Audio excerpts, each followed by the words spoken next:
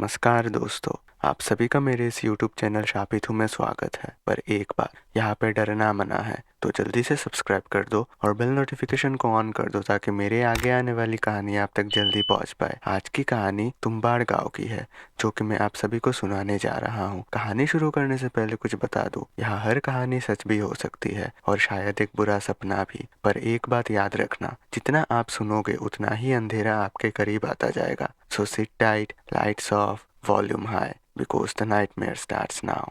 महाराष्ट्र के कोंकण क्षेत्र में एक छोटा सा गांव था, तुम्बाड़। बरसात यहाँ सिर्फ मौसम नहीं थी, बल्कि श्राप थी। आसमान हमेशा बादलों से घिरा रहता, हवा में सड़ी हुई मिट्टी और पुरानी लकड़ी की बदबू बसी रहती। लोग कहते थे ये गांव भगवान के गुस्से के नीचे जी रहा है, और इस गुस्से का नाम था हस्तर।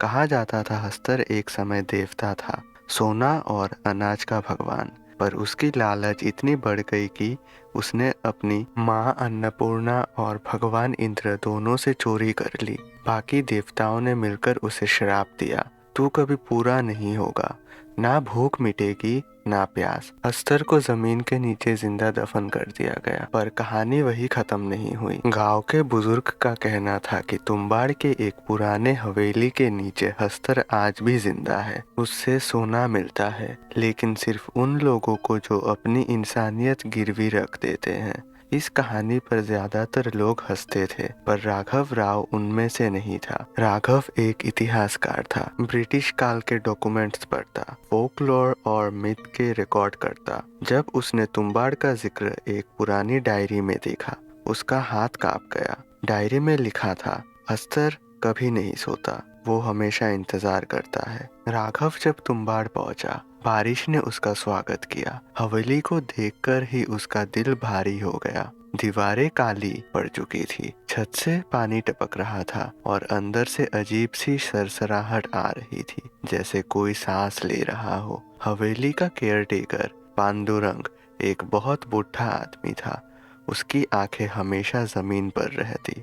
पांडुरंग ने सिर्फ एक ही बात कही, साहब रात को नीचे मत जाना, जो नीचे है वो भूखा है। राघव ने इस गांव की बातें अंधविश्वास समझी। उस रात जब बारिश और तेज हो गई, राघव को नींद नहीं आ रही थी। तभी उसने सुना किसी के कराहने की आवाज, जैसे कोई मिट्टी को खुरेज रहा हो। अगली सुबह राघव ने हवेली के चक्कर लगाकर उसका जांच पड़ताल किया। स्टोर रूम के कोने में एक लोहे का ढक्कन था, जो जमीन में धंसा हुआ था। उस पर सिंदूर और हल्दी लगी हुई थी। साहब वो मत खोलना। पर उत्सुकता ने राघव को अंधा कर दिया। जैसे ही ढक्कन खुला, नीचे से ठंडी हवा का झोंका आया। अंदर अंधेरा था, जिंदा अंधेरा। राघव ने मशाल जलाई और नीचे उतरा। नीचे एक तंग सुरंग थी, दीवारों पर पुराने नाखूनों के निशान, जैसे किसी ने बाहर निकलने की कोशिश की हो। और फिर उसने देखा एक आधा जला सड़ी हुई चमड़ी वाला प्राणी, जो आधा आदमी और आधा जानवर लग रहा था। उसकी आंखें नहीं थी, सिर्फ काली गड्ढे। उसका शरीर कपड़ों से बंधा हुआ था, पुराने भीगे हुए कपड़े। ये हस्तर था। उसकी आवाज सीधा दिमाग में गूंजी, सोना चाहिए। राघव का शरीर जम गया।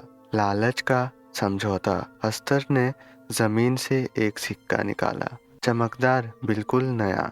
ले और ले, लेता रहे, पर याद रख, मुझे कभी पूरा मत खोलना। राघव भाग आया। उस दिन के बाद वो सिक्का सोने का था, असली। उसने उसे बेच दिया, पैसे मिले, जिंदगी बदलने लगी। पर हर रात उसे वही आवाज सुनाई देती, और चाहिए। पैसे के साथ आया श्राप। कुछ महीनों में राघव अमीर बन गया, पर उसका चेहरा पीला पड़ गया था। आंखों के नीचे काले गहरे, और सपनों में एक ही चेहरा, हस्तर। एक दिन पांडुरंग ने कहा, साहब जो हस्तर से लेता है वो सिर्फ सोना नहीं देता, वो नस्ल भी लेता है। राघव ने नजरअंदाज किया, आखिरी गलती। एक रात राघव ने सोचा, अगर मैं हस्तर को पूरी तरह खोल दूं तो सारा सोना मेरा। उसने कपड़ों के बंधन को खोल दिया। हस्तर चीख पड़ा, जमीन हिलने लगी, उसका शरीर बदलने लगा, भूख का एक जिंदा रूप। उसने राघव पर झपट्टा मारा। सुबह जब गांव वाले आए, बेसमेंट बंद था।